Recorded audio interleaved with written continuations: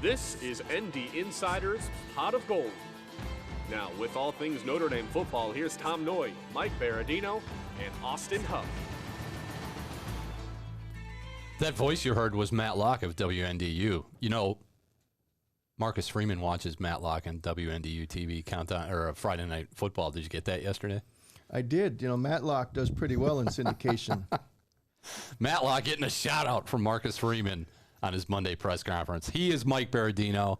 I am Tom Noie. We are from the South Bend Tribune, and this is the Tuesday, August 22nd edition of Pot of Gold from the WNDU studios, home of Countdown to Kickoff, and Kickoff is approaching very rapidly from Dublin, Ireland.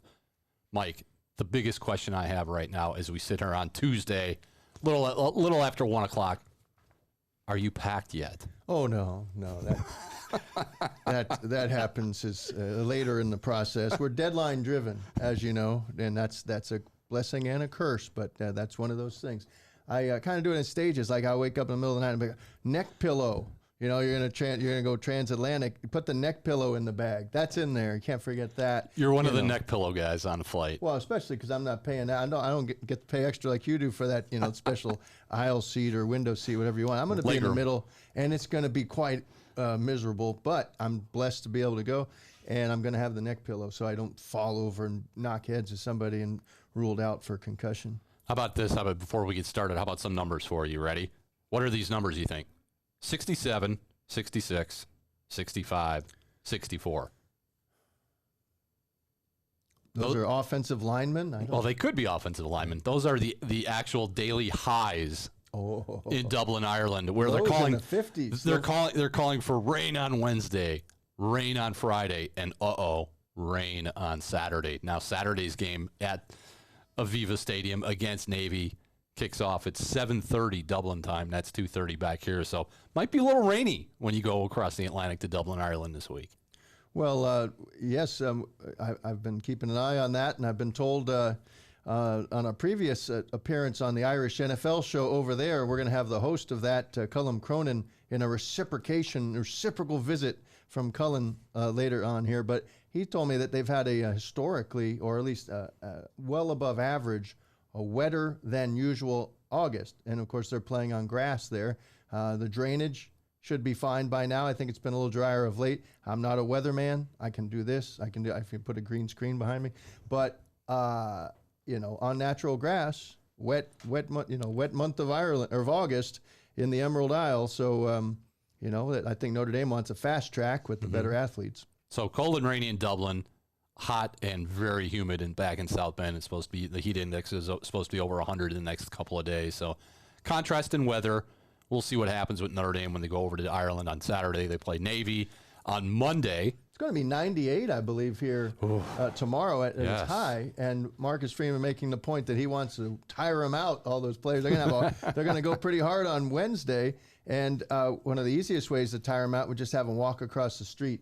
And then, you know, they don't even have practice outside. Just walk across the street in 98-degree weather, and then, you know, shower up, get on the plane, and you'll nap just fine with your Sam Hartman endorsed and bestowed Beats. Walk around on campus in full pads. That'll wear them out. So yeah, it's kind of a weird week for Notre Dame because, as Marcus Freeman said yesterday, Monday is like Tuesday, today is Tuesday, but that's like Thursday because everything's all whacked out because, like he said, they're going to practice on Wednesday and have like a regular practice and get right on the, basically go to the airport and get right on a plane and fly over to Ireland on Wednesday. So they get there on Thursday afternoon, Thursday morning with the time change. So a weird week, a lot of logistics involved, a lot of moving pieces, a lot of different parts. And oh, by the way, at the end of the week, you have to go play a football game and play a Navy team that we know nothing about. New head coach, new offensive coordinator, new this, new that. It all remains to be seen how it's all going to come together for this Notre Dame football team. I mean, there are certain givens with Navy. It's going to be a headache inducer, almost certainly. There's going to be some surprises. They're going to be the team that. They're going to be disciplined. They're going to probably avoid penalty. They're going to hold the ball for they're going to be the most likely to win time of possession. And as Marcus Freeman stated, and this is timeless, when you play Navy, you cannot have short possessions. If they are short possessions, if they're 3 and outs, it better be 3 and you're in the end zone. Right. It can't be what happened in the second half last year, and that's how a 35-13 laugher turned into a 35-32 nail biter. I went back and looked here in my handy dandy notebook here and from last year, and the play-by-play. I knew there's some reason I did it. And they took 18 snaps in the second half, Notre Dame did, and 5 of those resulted in sacks. So 18 snaps offensively in the whole half was not very good to begin with, but a big part of it was 5 sacks against Drew Pine, not Sam Hartman, and an interception in there. And also an overthrow of Michael Mayer when he's wide open down the sideline. If that kind of moment, if Navy's going to rise up, Navy's going to give them, Navy, it loves this kind of spot. I know you say a lot of the unknowns, but Brian Newberry was the defensive coordinator last year. So there's continuity there, even though he's not calling the defensive signals as far as we know. He's the head coach. He's the one who Tommy Rees saw on the way out of the coach's box after the game, and Newberry was almost apologetic for running 0 blitz at him. He said, I had nothing else I could do. You gave me no other option, and it worked.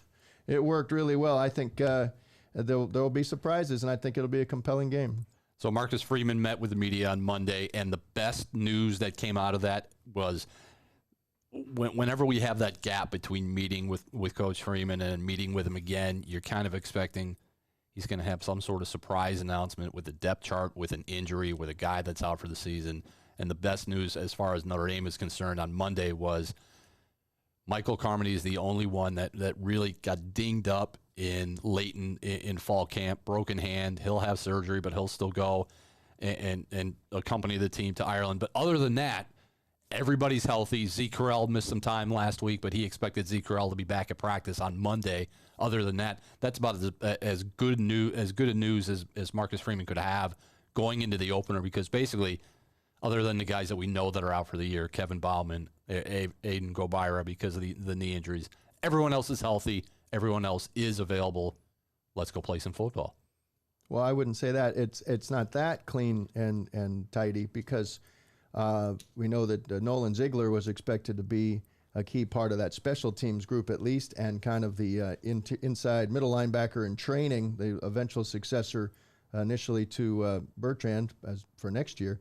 And he's stepped away for personal reasons. He's been around, but I don't think he's practiced. He hasn't practiced in quite a while all since fall. Yeah. So, and what we do know is that Al Golden said at the very beginning of fall camp that Nolan Ziegler and Jalen Sneed had been dinged.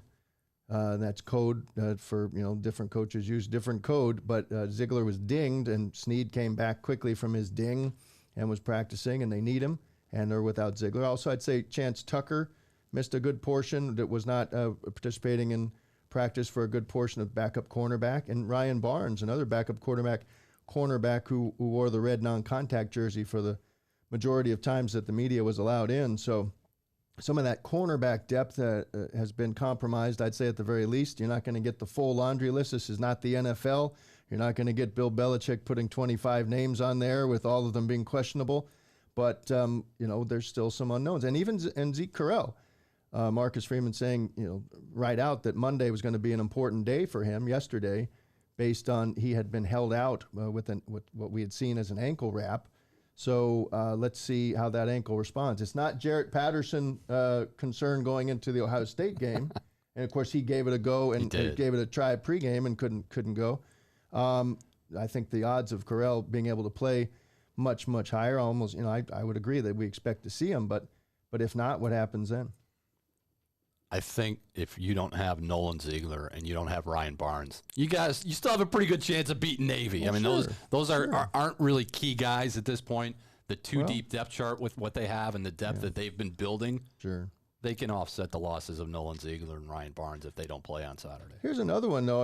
Audric Estime, got to get used to saying Estime. He has not faced a bunch of recent contact, as far as we know. The open practice at School Field was one where he was on the side, and they've made reference to the fact that limiting contact, kind of watching those reps and team periods for a number of guys. But I'm not saying Estime is nursing anything necessarily, but that's a little murky because this is part of the ability for Marcus to stand up there and say that something like it's down 79%, and it was so specific. I thought numbers yesterday. I thought we were watching Market Watch on MSNBC or something, but it was. And the concussions going down, always a good thing, how they measure them. Because last year there was a time around this time when there were 5 offensive linemen all not participating in the final Jersey scrimmage because of concussion issues. So whatever they did, the offensive linemen, I think, routinely should wear the Guardian. They do not. The ones who consistently have worn it this camp, as far as we know, are Emil Wagner and Tosh Baker. But last year it was the Guardian was as popular on the offensive line as it was on the defensive line. Well, when Marcus Freeman talks the Monday before a game, that means the depth chart is also released the Monday before the game. We got that yesterday. Any surprises other than maybe Pat Coogan and Rocco Spindler starting at guards? But we kind of knew that the back half of camp, so that didn't come as a total shock. It might come as a surprise to people on the outside, but when we saw them practicing, it was always Pat Coogan at one spot, Rocco Spindler at the other starting spot, and that was that. That's how they're going to start on Saturday. Any surprises? Anything on the depth chart that you looked at and said, "Wow, that's kind of an odd spot for this guy"?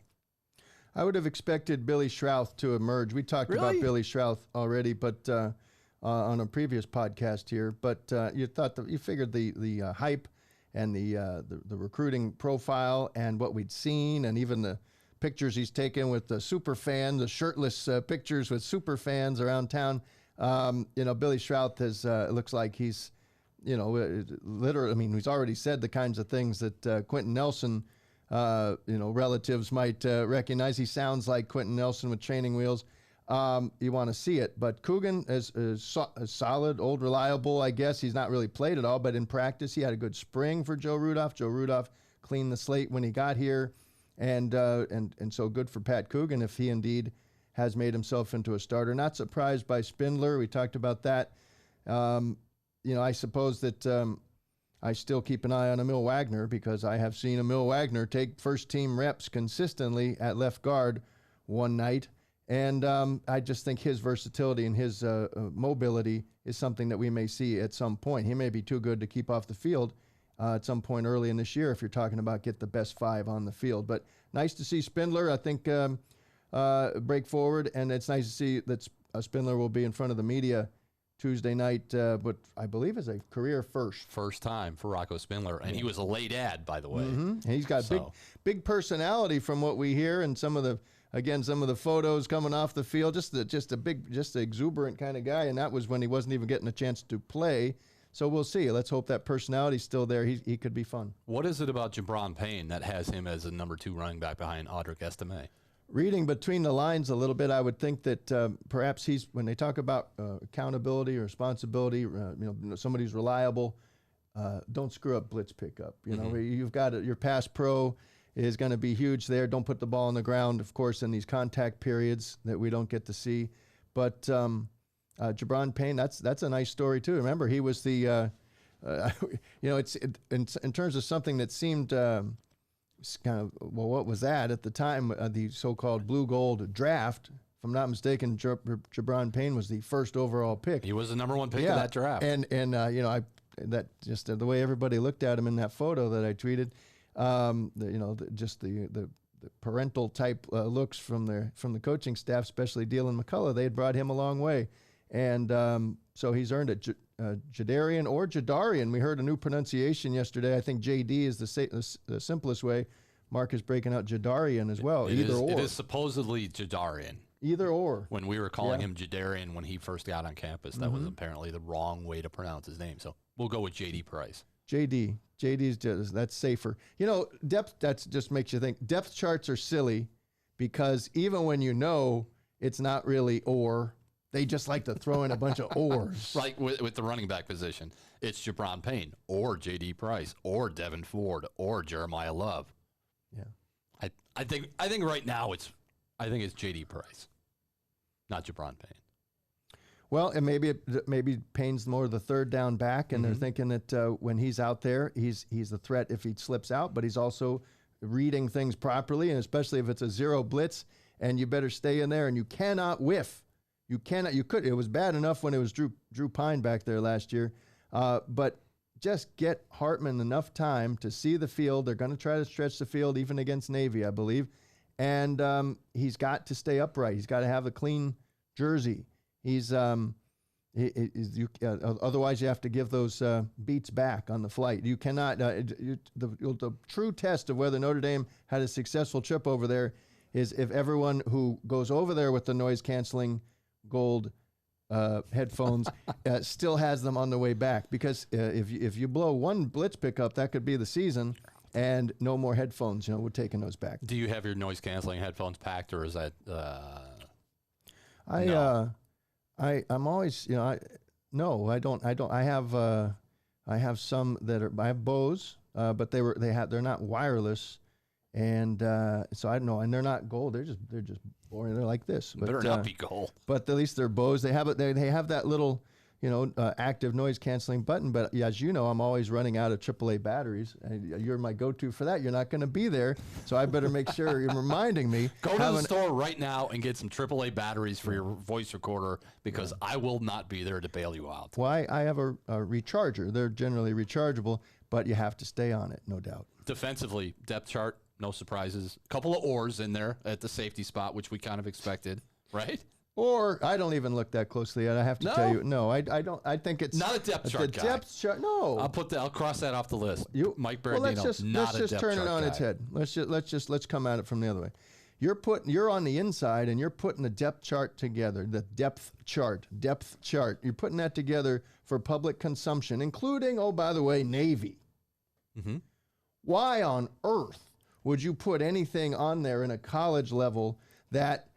From a college football office that would give your opponent any inkling that you're up to something, fascinating and sneaky or just innovative, or like Emil Wagner left guard. Why would you do that? Jalen Snead's actually going to be on the field virtually every snap. Just matters where they put him. He's going to be a true rover. You just pop him at Viper. You put him at Rover. You let him go. Let Jalen Snead go be an Aztec, whatever. But he's a winning piece, I think. So just come at it that way. If you're on the inside and they come to you and they say, Tom, should we be 100% truthful with this depth chart this time? Because we want Coach Newberry to know exactly where the fellas might be lined up. Yes. Why? Yes. Why not? Then you're fired. You're fired. It's too big. It's big business. Is this where I get my shining moment? Big business. Well, on this rundown, it does say, setting the stage or Marcus Unplugged. So we do have the oars too. See, we've got oars. We're and oars. And I didn't. Well, here. Tom put the rundown. He loves. Apparently, he's Tom D'Oro. He loves it. I'm an oar guy. Or no Oregon. Oregon. Or. Well, this won't be an or, but we'll take a break right now because we've got a special guest, our podcast guest that you talked to, Mike. Can you tell us a little bit about who the interview is, who he is? Well, is Coach Newberry listening to this? I don't know. Probably not. All right, we gotta go or okay, just get to. Okay. No. This is written in stone, and it's Column from Cork. You know him on Twitter and or X, and you know him from the Irish NFL show, and he's been kind enough to join us, and we're gonna talk to him about what to expect over there in Ireland, especially things. Maybe I'm going to ask him what things I should definitely not say if I don't want to get knocked on my rump, because it doesn't take much to get thrown for a loss. But he's going to be great, and he has a lovely Irish brogue or lilt or accent or whatever, and we're gonna learn from Column after this. Well, we're joined now on the Pot of Gold hotline. I just invented that by a very special guest. This guest is coming to us from the greatest distance that we've ever had a guest on Pot of Gold, and it really didn't take much to break the previous record, but what a distance. All the way from Dublin. This is the co-founder and co-host at the Irish NFL show, But he's willing and more than willing and ready to talk about the mania that is overtaking Dublin right now, game week. This is Column Cronin. Thanks for joining us. Sláinte, great to chat to you, lads. Delighted to be on as we build up to a very exciting event here, welcoming Notre Dame back to town. Can you translate that first word? I don't remember. What did you just say? Sláinte? That's a big one. Sláinte, yeah. It's good health, I suppose, is the easiest way of translating it. Have you seen Austin lately? Can you see him on here? Good luck with that. So, wow. That's rude. Diet starts Monday. Diet starts Monday. Colum, I want to ask you, this Notre Dame's been there before, but it's been more than a decade. I've been on your show. You've been gracious enough to have me on twice, and you can find Colum's Twitter at IRE NFL and for the show. Where's that anticipation? We talked in the spring. We talked again here this summer. Where is it in a game week with not just Notre Dame people coming over either? This is the U.S. Naval Academy, and I think they travel decently. I think they at least know they're not afraid of ships. So would you think that it's going to be just a wild environment and getting wilder closer to Saturday's kickoff? Yeah, absolutely. I think there's a decent contingent of Navy fans coming in, especially from Germany. Sizable contingent, obviously, on the continent, so they don't have too far to travel. Notre Dame, a lot further, as you mentioned, in South Bend, but they will be here in numbers. And yeah, look, as we get closer to Saturday's kickoff, I think it'll get more and more raucous. I know that the city and College Football Ireland have a whole host of events planned, and you're going to see plenty of people at that. The welcome mat has been out for a number of weeks. There have been signs up to welcome Notre Dame more so than Navy. I've seen a lot more Notre Dame stuff around the city. And the expectation, Mike, is that there are going to be 40,000 Americans in Ireland, the largest contingents of Americans on the move since the Second World War. It's crazy. It's crazy to think about. I just want to say it's concerning to me a little bit. I'm not prepared for anyone to come at me. I hope that we're going to be making landfall. I hope, right? And I'm not. I don't think it's going to look like World War II. Everybody keeps on it since D-Day. I've seen some movies. I don't want anybody taking any shots at me. Just so you guys know, I come in peace. And I would like a Guinness. But here's Austin with more.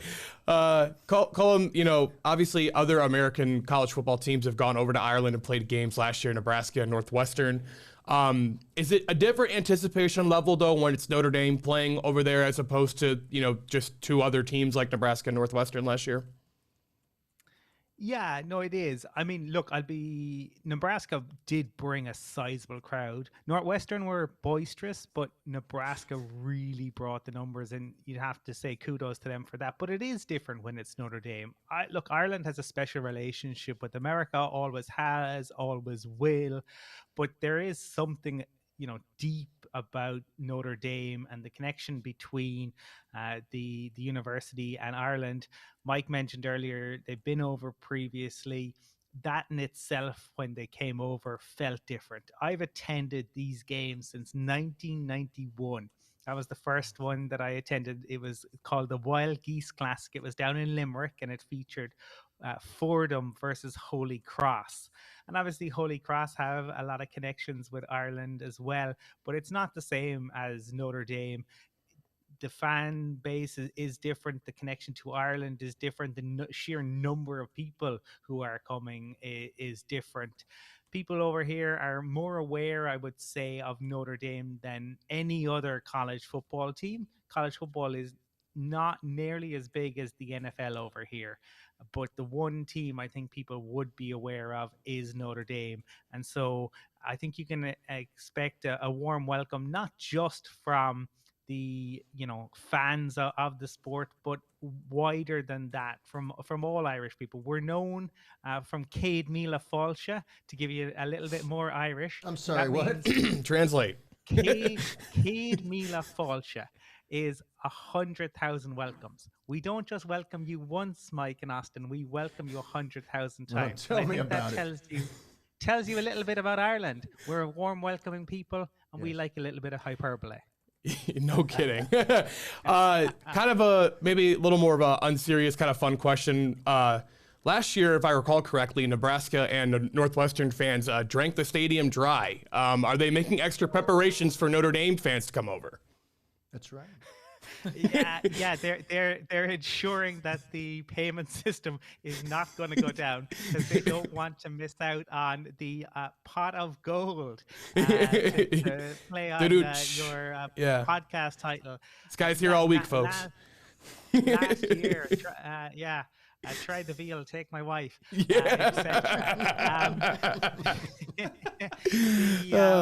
last year, famously, the payment system went down.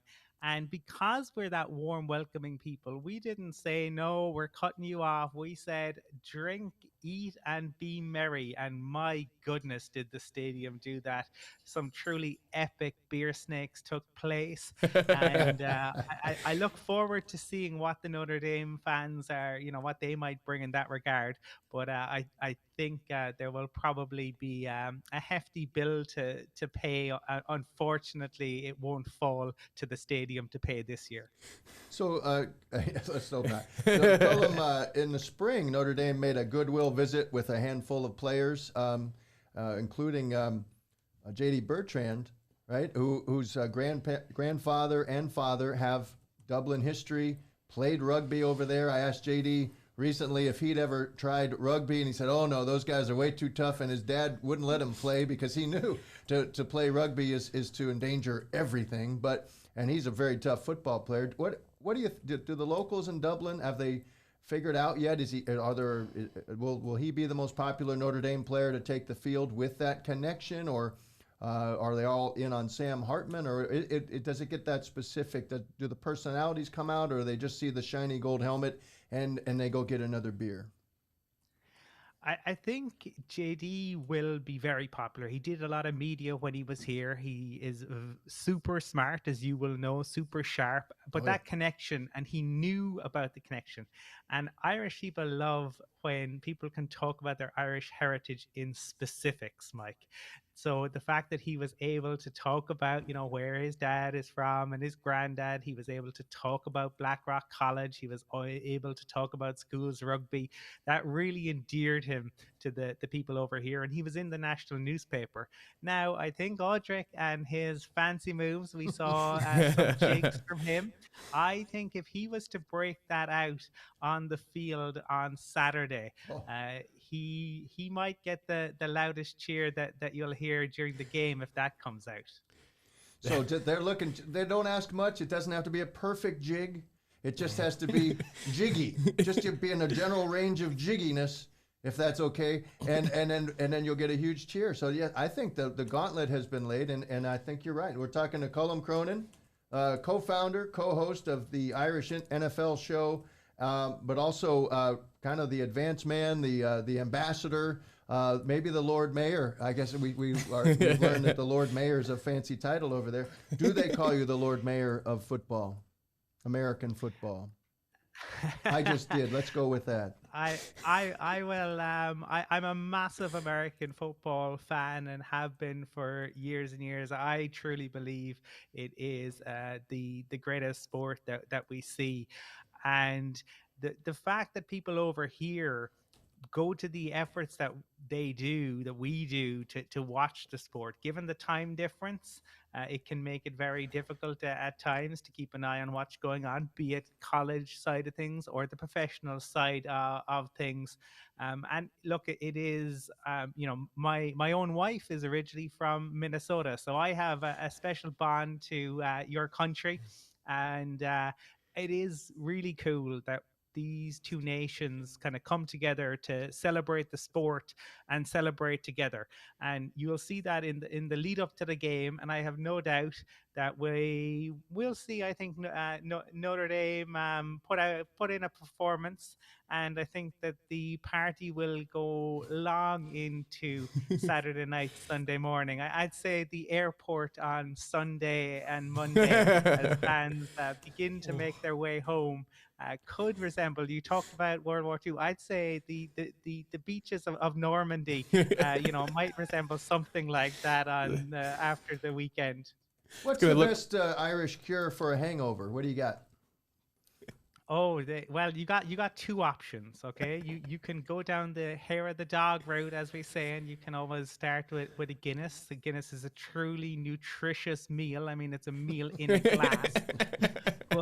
But if you are feeling delicate the morning after, and that's a little too much to go with, the Irish fry is the way you want to go. You're going to get sausage. You're going to get, you guys call it bacon. We call them rashers. They're not quite Canadian bacon, but it's more along those lines. You're going to get the black and white pudding. Don't ask how it's made. Just eat it. It's delicious. You don't need to know how it's made. Just eat it. It will cure all your ails. You will feel magnificent. You will be restored to when you were after those first couple of pints. That's the power of black pudding. And get yourself some. It's very important. Barry's tea. Okay, over here, we have moved on from we had a civil war in this country about 100 years ago, and we've moved on, and we're all friends, and it's wonderful. But the one thing that might divide people is the debate between Barry's tea and Lyon's tea, and Barry's tea is the only one you want to go with. So for anyone making their way over, or those of you who are here already, Barry's tea, Barry's Gold Blend, it's magic. That's the secret sauce. I'm imagining that's also the longtime sponsor of the Irish NFL show. So well done on your part. You snuck that one in there. You got us. We were quiet. I do like to ask anytime I'm preparing to go to a foreign country, which has only happened, an international country has only happened a few times in my life, a couple of Olympics, this and that. But I like to know, what's the one thing I should not say if I don't want to get knocked on my behind? And again, I come in peace. But what should I not say? Because I was born with foot and mouth disease. Well, we are a wonderfully irreverent people. Okay, so you're really going to have to go out of your way to offend Irish people. We also are a very absurdist people. We are the country that gave the world Samuel Beckett and Waiting for Godot. I will say it. You really would have to go out of your way. But the one thing that might do it would be if you were to say, oh, isn't it fantastic to be here in the UK? That might be the one thing that might get on an Irish person's goat. That was what our guest last week, Glenn Clark, said. So we're good. Don't say you're in the UK. That's rule number one. We got that Mike's down. got double confirmation. Don't say you're in the UK. Now you have a delightful sound. Really, every second that I'm speaking is a waste of this guest opportunity. We could just hand you a phone book, and this would be the greatest segment we've ever had. However, is it okay to term your lilt, your accent as a brogue? Is a brogue correct, or is there because it's Ferretti-esque? But is that a brogue, or is there some other term the locals use? No, you could use brogue. I mean, we would just say accent. I think what's interesting about this little island is the fact that there are so many different accents. So you'll be accustomed to, the Irish accent, as we would say in many of the Hollywood movies. But when you are here, Mike, in Dublin, there's a different accent on both sides of the River Liffey. So the north side of Dublin has a different accent to the south side of Dublin. And if you drive 30 minutes up the road to Drogheda, there's a different accent again. If you go down to Cork, where I'm from, we're known for being very sing-songy and going up and down all the time. So Ireland is famous for its accents. And one thing that might piggyback on what I said earlier in relation to the UK, Cillian Murphy, obviously very big name in the cinema this summer, likely to win an Oscar. He actually moved his family back from London in the past few years to live in Ireland. And the reason for that was because he discovered that his kids were developing British accents, and he didn't want them to grow up with British accents. So he moved them back to Ireland. Do you think he was like, by order of the Peaky Blinders, we're moving back to Ireland? I thought it was because love Peaky Blinders, by the way. Great show. So does Sam Hartman, and and he's all over that. Tommy Shelby's one of his great role models. Thomas Shelby. And so I'm wondering, do we expect? Should we be surprised at all if we see the future Oscar winner out and about, or even at the game itself? And maybe there'll be a photo opportunity with Sam Hartman, who had his own Peaky Blinders hat. I might even wear one to the game. Should we be prepared for that? Are you arranging that, Lord Mayor of Football? I think the chances of seeing Killian out and about are pretty high, to be honest. He is not a man who has any airs or graces. He's always around the city. I've seen him around plenty. He goes to concerts. He goes shopping. He is certainly not somebody who has maybe assistants do shopping for him. So you will recognize him because his eyes are as blue in real life in 3D as they are on the cinematic screen. Wow. So you certainly won't be able to miss him if he is about the place. And yeah, I think you will see, certainly plenty of Irish celebrities. Whether they'll be known to the American audience or not, we will see. But I do know that there's some alums coming over. I believe Joe Montana is going to be in town. Will Ferrell is going to be in town. Now, hold on now. Will Ferrell did not go to Notre Dame. Is he trying to tell you people that he went to Notre Dame? He went to USC. He's the USC guy. No, information department. No, just Joe. I recognize that's just Joe was the alum, but Will Ferrell is coming over with the Dan Patrick crew. And they're bringing over well, I love Will Ferrell. Sizable contingent. But he neither served in the U.S. Navy or I just think that he got the schedule mixed up. But we hope to run into him. And what's the one thing that I should not when I go shopping? You got me ready. I'm ready to go shopping, and I'm just going to hang out. And what's your equivalent of where I might run into Cillian Murphy and get some rashers? And I'm like, no, those are my rashers. Big guy, I'm taking those. Where would I have that opportunity just to, bump by, run into, and then we can get them on the show? You won't see. I'll tell you where you won't see. You said I go if I go shopping. I'll see. Now, did you not say that? Did you just see him shopping? He doesn't have a personal shopper. Yeah. Now I'm counting on you, Lord Mayor. You might. Where do I go? Where do I go? Let him have some answer time. For the love of God, let this man give an answer, Mike. I need to hear the answer so we can move on. Mike wants the answer. The answer is you in and around the Stevens Green Shopping Centre, which is also there's a beautiful park up that direction as well. So would check that out. All right. Do that. You won't see Cillian. I guarantee you won't see him in the Temple Bar area. Oh, Temple, yeah. In Temple Bar, but you won't see Cillian Murphy down there. Okay. Do you guys have paparazzi? Do you have that? Because I like to know in advance. Again, when I go to a foreign country, I like to let my people know, or as they, my crew, that I just need to know what I'm dealing with. Kind of, I got some of Sean Penn's former people, and they kind of help me out. We kind of pride ourselves on kind of being very relaxed around celebrities, and so they kind of go about their business. Matt Damon infamously kind of spent most of the early COVID lockdown here hanging out, going swimming, drinking a bag of cans in a park, and so Irish people kind of have a tendency to be bag of cans. Is that in a the six-pack? Park. Is that what you call a six-pack? Yeah, sit and drink a six-pack with his buddies in the park. Matt Damon. Bag of cans. Austin, so that's what you'll look for in your next visit to Dublin. Go get yourself a bag of cans. And go out by the park. Because I have passed on some brilliant slang.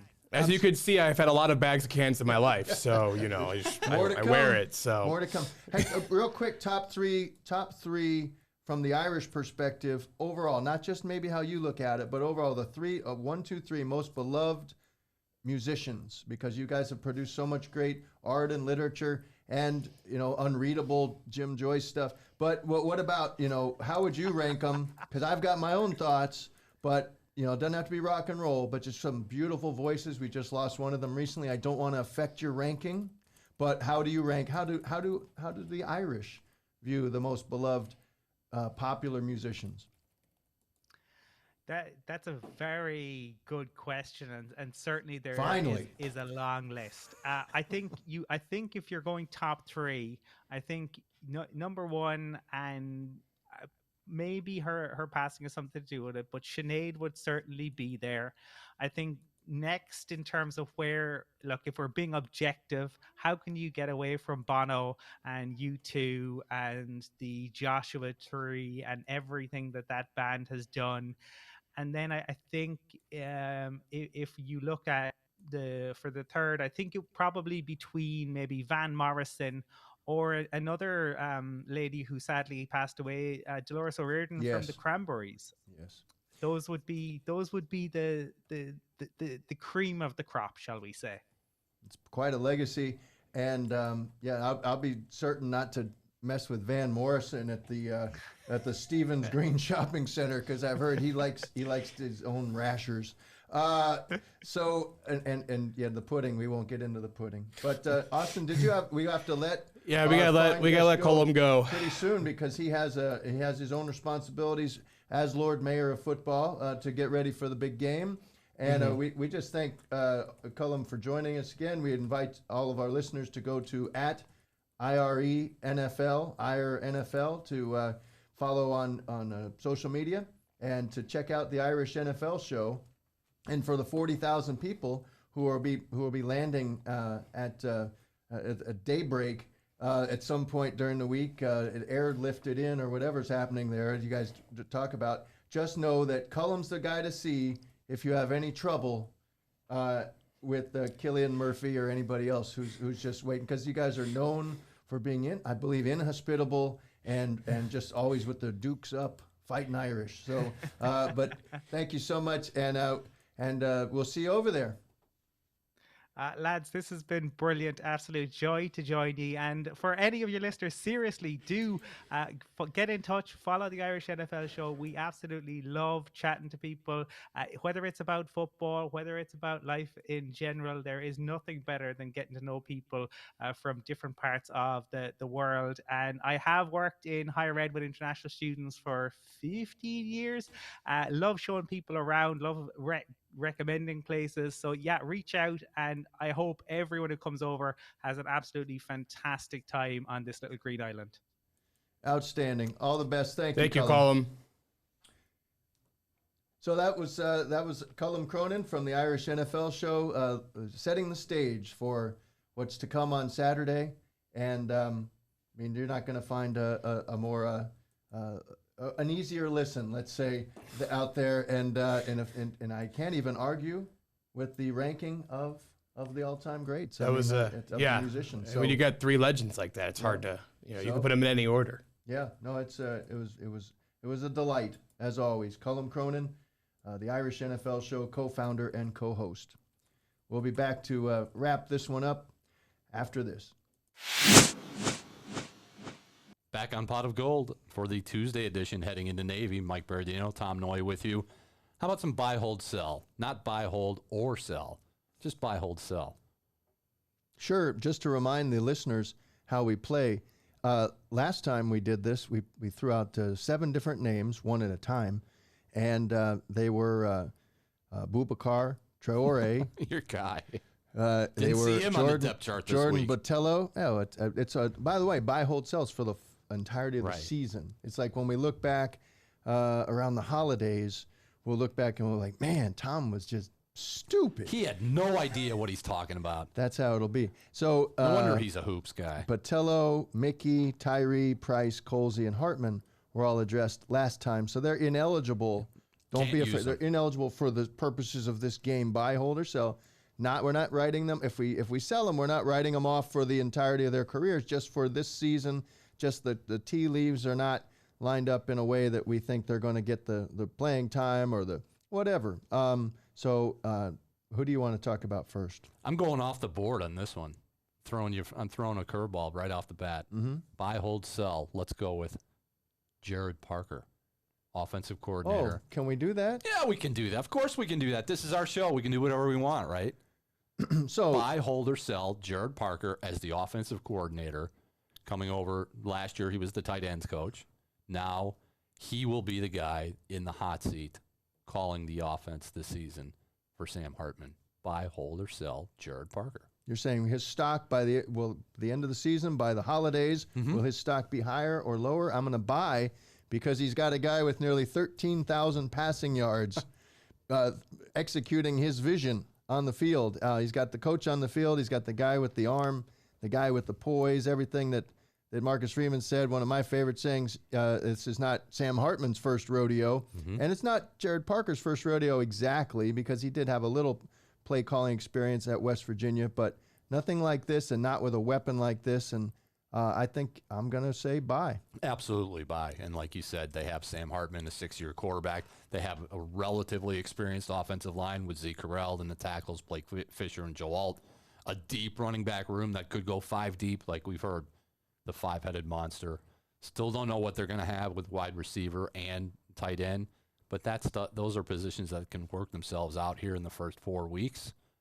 Jared Parker, I'm buying on him. All right. Who do you have? I'm going to go Pat Coogan. Oh, you took my man. Pat Coogan, and nothing against Pat Coogan, but I've already tipped my hand. I got to sell on that one because I think he's kind of a stopgap, and it's nice that he can slide over there and play center if necessary, if Correll's ankle isn't ready this week or flares up again later.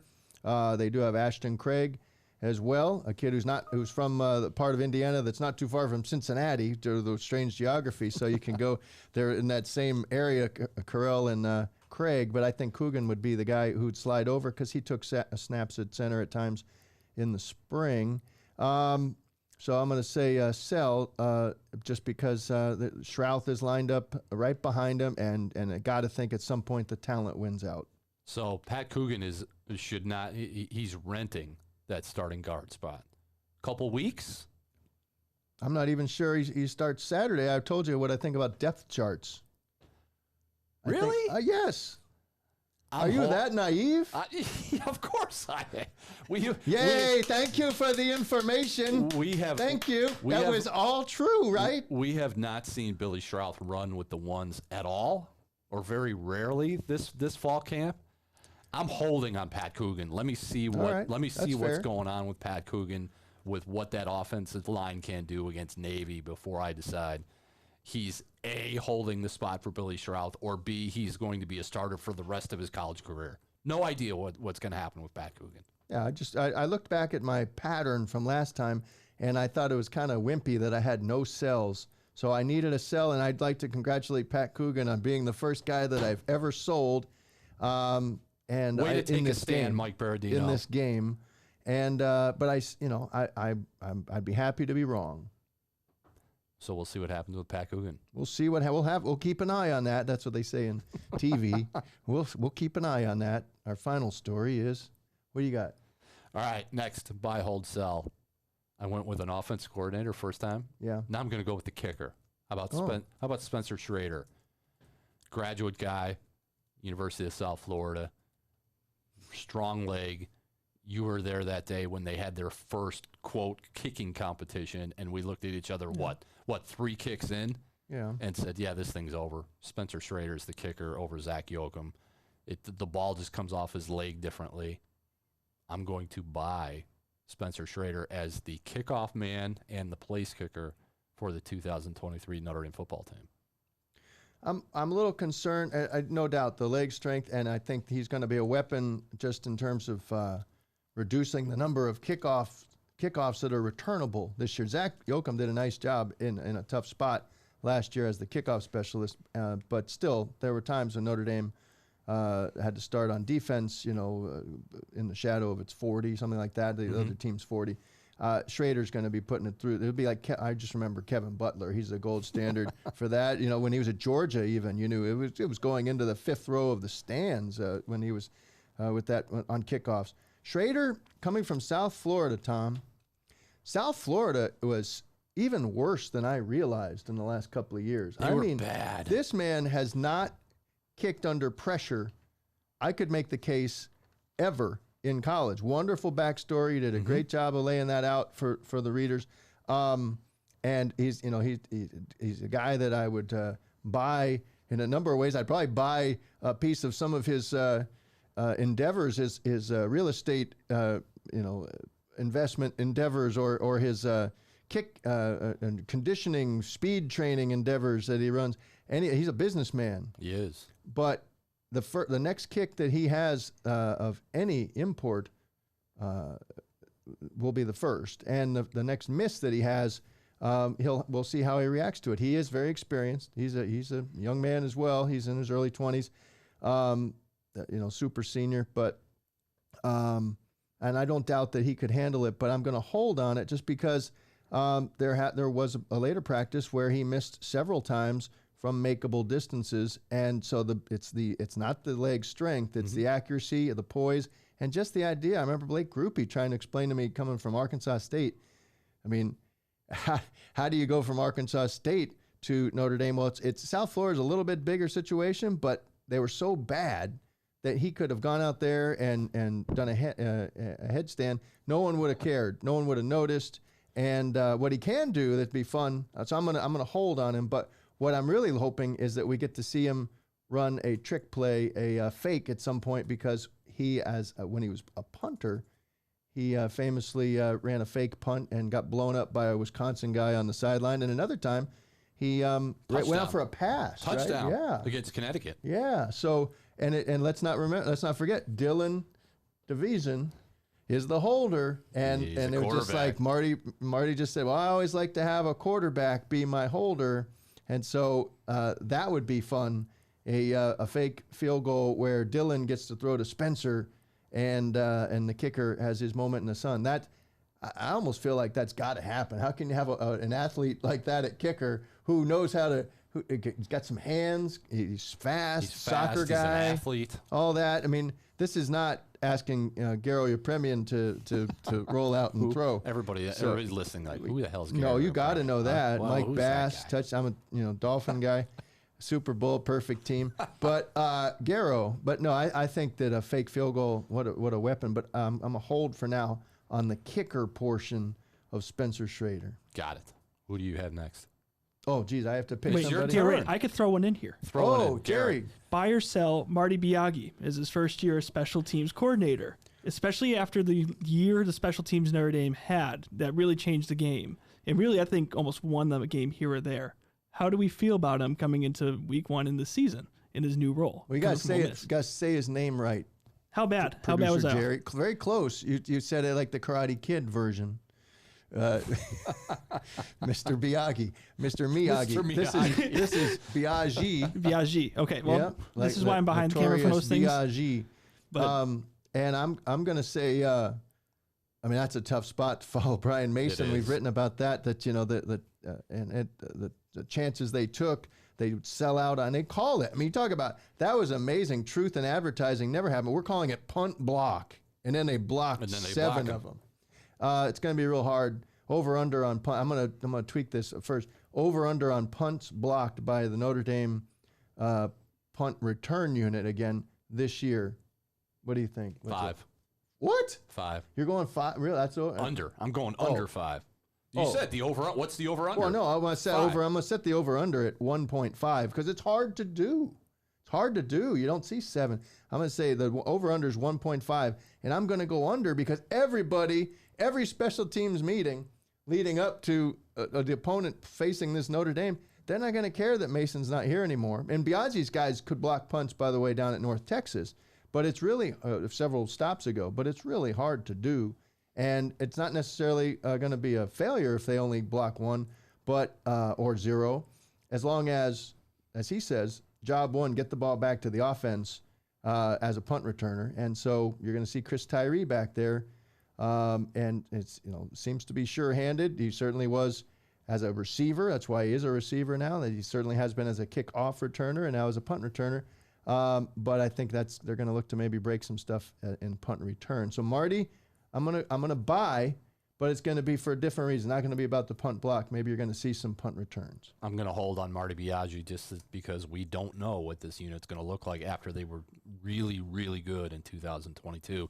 He'll have a lot of frontline guys, not necessarily starting guys, but first or second on the depth chart, guys that are talented, versatile, athletic. Will that let them block 7 punts? Probably not. That's not going to happen. But I'm going over 1.5 for punt blocks. All right. No more Isaiah Foskey, no more Prince Kali, but Botello, it'd be interesting to see if he's still part of it. And again, Jack Kaiser had a punt block last year. Clarence Lewis against had a punt Navy. block. That's right. That's right. And you don't think that's come up at some point in these Navy preparations. I mean, that's, you talk about a breach of discipline. You gave up a punt block in the Notre Dame Navy game. They're going to be reminded. So you're going. What'd you say? Hold. I'm holding. Hold on, Marty. On Jerry's Marty Biaggi. Marty Biaggi. Okay. And then producer Jerry put that out there for me. Do you want me to pick one? Or do you have another one you want to enter? It gave me an idea because I'm going all off the. I'm all over. Yes. I'm all over the board this week because why not? All right. So sell. This is going to be my. I need a sell. I need to find a sell, and you gave me an idea about how it's not necessarily they don't necessarily want to block the punt. They want to give the ball back to the offense, and you were talking about the punt returners. Buy, sell, or hold. Notre Dame's punt returners having an impact in 2023. Oh. Because we both have issued buy recommendations on Chris Tyree from before, but that was more of him as a slot receiver. So this is, and we can count, say, we've seen Jaden Mickey back there in preparation. We've seen several different guys back there. Payne gets to try it sometimes, but I do think Tyree and Salerno, of course, is the fallback. You're definitely going to see Tyree. Notre Dame punt returners. Are we saying over-under on touchdowns, touchdown punt returns, 0.5? I'll go on the under on that one. Wow, it's hard to do as well. I think Tyree might make that happen. So I'm going to say the punt returners in as a whole, people will be happier with the punt return unit this year than perhaps historically at Notre Dame, where it's just like, that's enough of the fair catch. But I will say that they're going to do everything. Brandon Joseph did it a lot last year, and it was a kind of meh kind of thing. Yeah. But it's going to be Tyree and to start, and I'm going to say hold. Hold. I'm going to go sell. Put the fair catch hand up, catch the ball. Yeah. Make sure you have a field position and get the ball back to that offense. Yeah. Let them take care of that. Okay. Sell. All right. So Jared Parker, 2 buys. Pat Coogan, I sell, you hold. Spencer Schrader, I hold, you buy. Marty Biaggi, I buy, you hold. And the punt returners, which feels like a little bit more of a referendum on Biaggi, I hold and you sell. But I understand what you're talking about. It has to do with the players got to make plays, Tom. Yes, they do. You can put them in position. They got to make plays. Boy, you sound like a coach. Players got to make plays. Yeah. No more buy or sell from you. You didn't buy, sell, or hold. You don't have anybody else. I'm good there. All right, it's prediction time. Oh, it is prediction time. Oh, Notre Dame Navy Saturday in Dublin, Ireland. Who wins? What's the final score? Mike Berardino. Notre Dame first. Notre Dame beat writer you go for first. the South Bend I'm Tribune. going to read up on Grant Chestnut a little bit more and his work with the Kennesaw State Owls because I'm throwing it to Mike Berardino and he's throwing it right back at me. I'm going to answer, but I'd like to defer to the second half, and this is always a good thing to do. And then you can go on offense first and make the first turnover. I will say, or I can score the first touchdown. This will be the first touchdown. I will say it'll be Notre Dame 45, Navy 14. Irish coming back from Ireland 1-0. Game will not be it will not have as much drama as it did last year in Baltimore. So 45-14 Notre Dame rolls. Sam Hartman, we see why he's the six-year quarterback. We see this offense. We see how what the defense can do against the Navy triple option or whatever offense that they run. So nothing to worry about. A nice, easy, relaxing ease into 2023 season, which means nothing about this game will be easy because I just said it would be easy. So I'm going 45-14 Notre Dame. which is pretty much how it should have ended up something like that last year. It should have been like 60-7 last year. It was trending that way. So I went back, and again, this is not a point spread driven show, but Navy, if people are wondering about the 20.5 spread, Navy likes that spot. I've said already that this is something they're comfortable with. Obviously, coaching change. Ken Niumatalolo, and you just want to keep saying it. It's a wonderful name, wonderful coach. He should get another chance under his reign. Navy was always a tough out, but when getting 12 points or more as an underdog in the last 2 seasons, even seasons that led to a coaching change, Navy was 6-0 against the spread, and that included 2 straight-up wins, Tom, as we like to say, at East Carolina when getting 17.5, and at Central Florida when getting 14.5. Now, this game is in Ireland, as I understand it. It is? So it's neutral. It's a neutral field, but Navy getting almost 3 full touchdowns, and probably by the time of the game, even more. Out of the chute, first game, I'm reading up on Kennesaw State. Marcus Freeman mentioning that, they don't run necessarily, that they've gone back and looked at Kennesaw State tape. I don't know how they found it.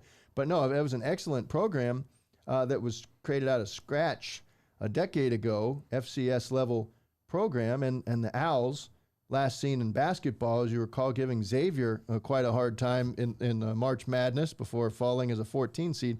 These guys, the football version of the Owls, were prolific.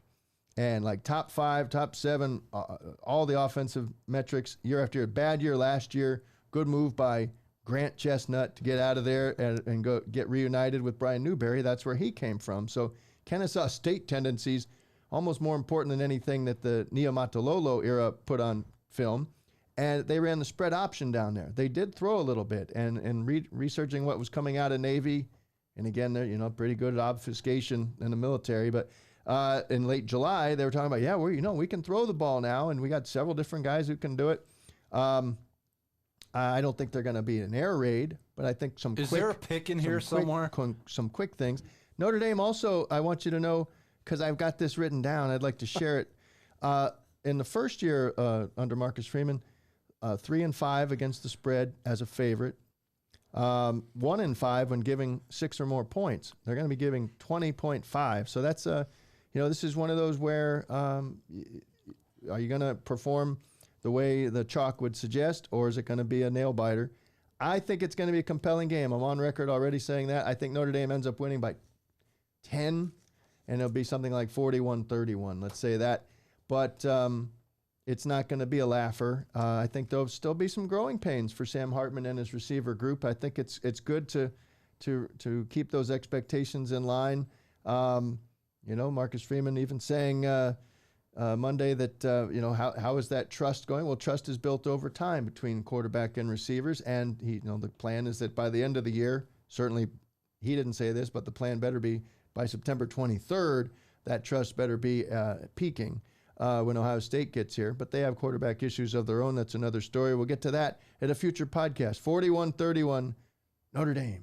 From the WNDU studios, your home of Countdown to Kickoff. This has been Pot of Gold, Tuesday, August 22nd. When we come back and talk to you again, we will have a game, an actual game to talk about. We'll have stats, first downs, touchdowns, a winner and a loser. Does Notre Dame go 1-0? Stay tuned. We'll talk to you next week right here on Pot of Gold. This is ND Insider's Pot of Gold.